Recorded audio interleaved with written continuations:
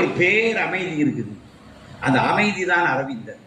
அரவிந்தர்கள் ஒரு ஆள் இல்லை, அதாவது ஒரு ஞானி இருக்கான்னு அவனை சுற்றி உள்ள ஒரு ஆறா இருக்கும் சார். அவனை சுற்றி அந்த இடம் முழுக்க அந்த ஒரு அமைதி.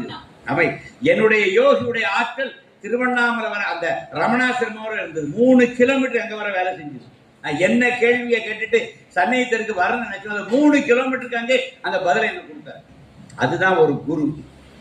இந்த இடத்துல அரவிந்தரை பத்தி ஒன்று சொல்றேன். 2ஆம் உலகப் போர் சமயத்துல நிறைய ஒரு நாள் திடீர்னு அரவிந்த ஆசிரமத்துல அடிக்கடி பாண்டிச்சேரி இப்ப கூட புயல் வீசி அவர் மாடியில் தான் இருப்பார். அரவிந்தருடைய அறை அன்னை கீழே இருப்பாங்க. அப்போ பெரிய புயல் வீசி கண்ணாடி ஜன்னெல்லாம் உடஞ்சி கீழே விழுது. அப்புறம் கரண்ட் போயிட்டு இருட்டாயிடுது.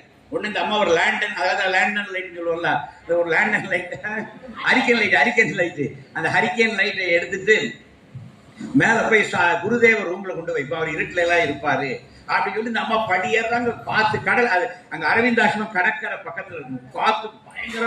இந்த அம்மால படியில ஏற முடியல, அந்த காரிடர்ல நடந்து போக முடியல. இந்த அம்மா பிடிச்சி தள்ளுது. ஒரு மாதிரி செவரு கம்பியெல்லாம் பிடிச்சிட்டு போற. அரவிந்த ரூமுடைய கதவு திறந்திருக்கு, ஜன்னல் திறந்திருக்கு.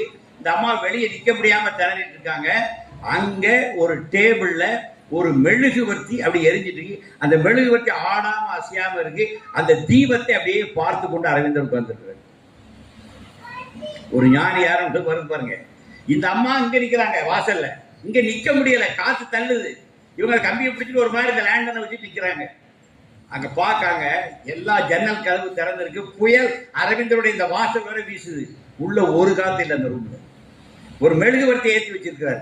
அந்த மெழுகுவர்த்தியுடைய தீபம் ஆடாம அசையாம அப்படியே எரிஞ்சுட்டு அவர் அதையே பார்த்துட்டு இருக்காரு. இதுதான் ஒரு ஞானி. அதனால அந்த அம்மா அந்த லேண்டனை கீழே போட்டுட்டு சொல்றாரு ஹரிக்கேன, உலகத்திற்கே ஒளியாக இருக்கிற இவருக்கு நானா ஒளி கொடுக்க முடியும்னு சொல்லிட்டு அந்த அம்மா எழுதுறாங்க. உலகத்துக்கே ஒளியா இருக்கிற இவருக்கு நான் என்ன